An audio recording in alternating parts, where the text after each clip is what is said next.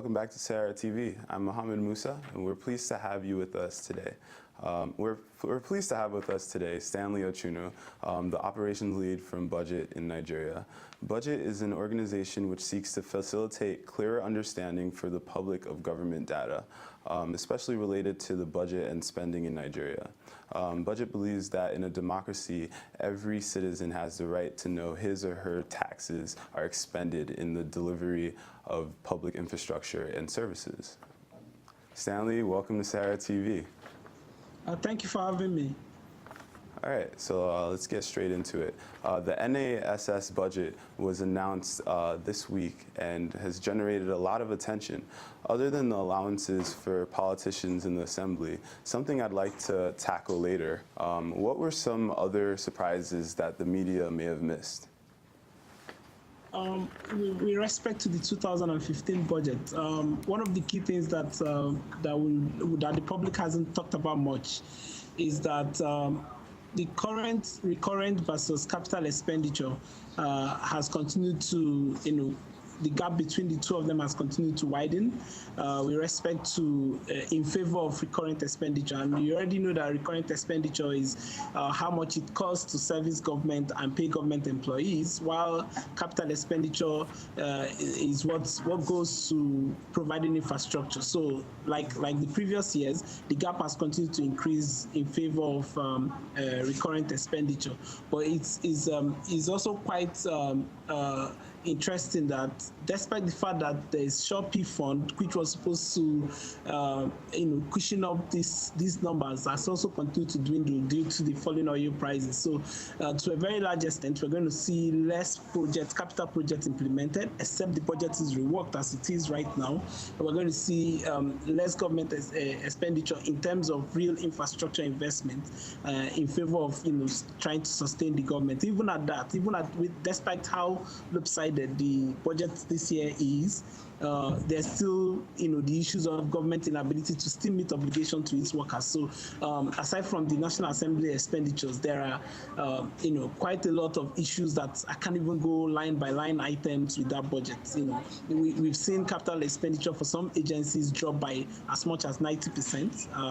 And we have also seen that their recurrent expenditure, the overhead, the personnel cost has practically remained the same or increased in the same period. So it's really a messy budget, and we hope that in a way it will be reworked in the long run. So are you saying some of the infrastructural capital expenditure that is going to be spent, that's supposed to be helping infrastructure in Nigeria, is being spent on other allowances like the dress allowance and the furniture allowance and things like that? Yeah, exactly. That's the point I'm making. That as much as possible, we'll have less revenue available for. For those capital expenditures. That's exactly what I'm saying. I could mention a few of the projects that we expect will suffer from funding. For example, the trophy project of Airport Road in Abuja, we also receive less funding this year. So that project we anticipate will be stalled for a little longer, except there are changes in the budget as it is. Okay. So is there any good news coming from the NASS budget or any positive changes that you're seeing? Positive changes. Funny enough, one of the clear examples of where there's been a bit of cuts happens to be in the National Assembly budget, which remains very high. It has gone down from 150 billion to 120 billion 115 billion this year. So that's one example, but it still is, according to us, is not far-reaching enough. I'll take you back to the capital spend for this year, and I'll show that. Let me bring that up. So I'll show you that key infrastructures, except for the ones that are funded via bond, like the second Niger Bridge and the Lagos-Ibadan Expressway. The other mini projects like smaller roads, smaller bridges are getting less funding. I'll just show you. I'll just mention some specific of the budget. for example, the amount going into funding for the University of Ilorin has gone down by about 70% as it is in terms of capital infrastructure, in terms of spending for new hostel accommodation, new classroom accommodation for University of Ilorin has gone down. That's just one example I can give. There are just so many of them, but majorly the areas that suffered the most in terms of the 2015 budget happens to be capital expenditure, not the recurrent expenditure aspect, which remains very high. Okay. That's terrible. But what can you tell us about the allowances provided to NASS politicians? Like, what is the total amount each politician has received, including base salary, allowances, and other stipends? Again, this goes to the heart of the campaign we are currently running, asking them to open NASS. The challenge with the National Assembly is that the information available from that end is very limited. I can tell you what we have. What we have now, and that's what we've had for the last 5-6 years, is that National Assembly receives a bulk sum of money.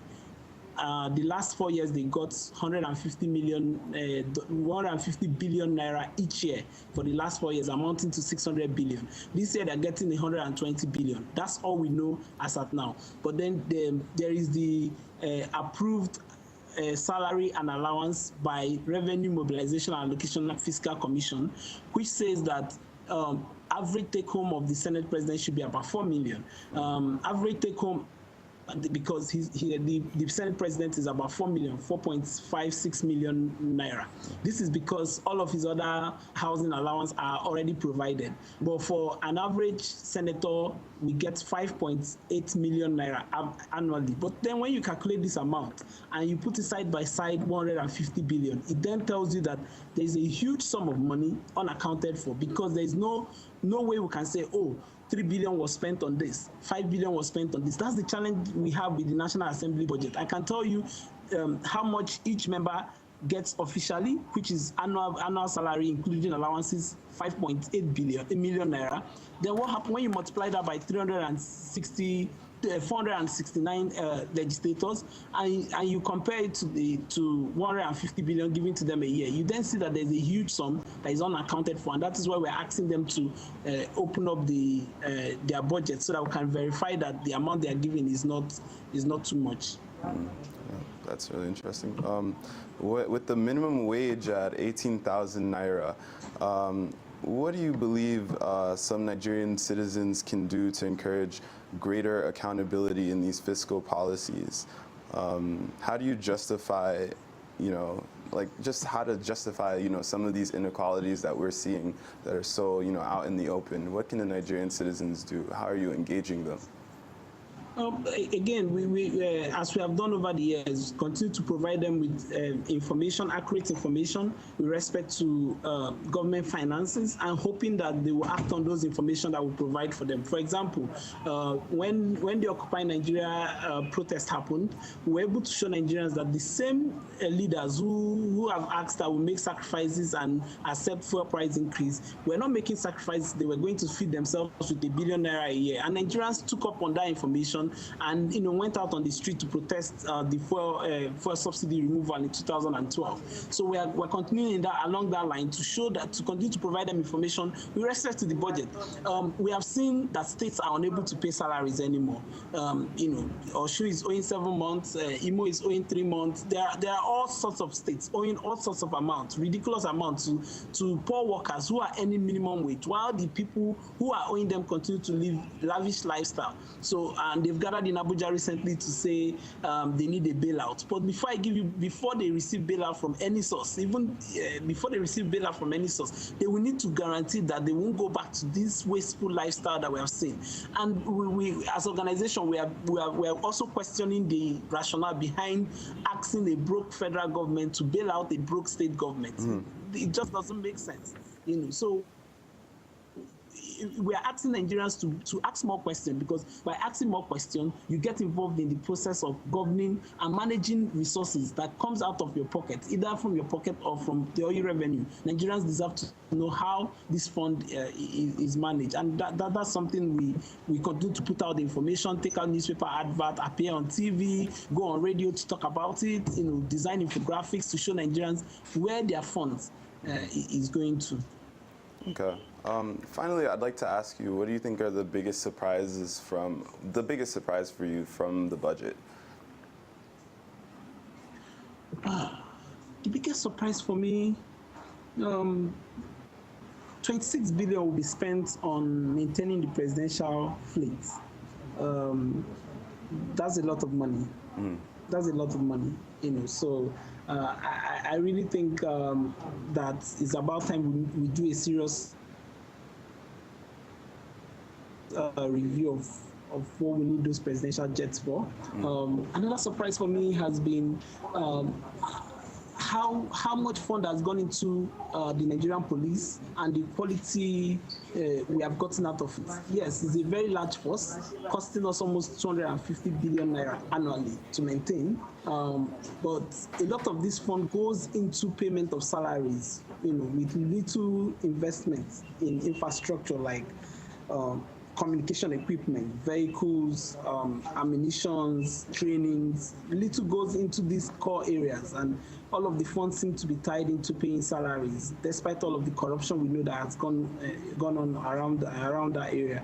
For example, there's an item I find in the police budget that says completion of construction of a police station somewhere in Imo State will cost 25 million naira. But at the end of the day, you'll be shocked that this project won't be done. The police station will be, as bad as it was 3, 4, 5 years ago, and somebody would have walked away with this money.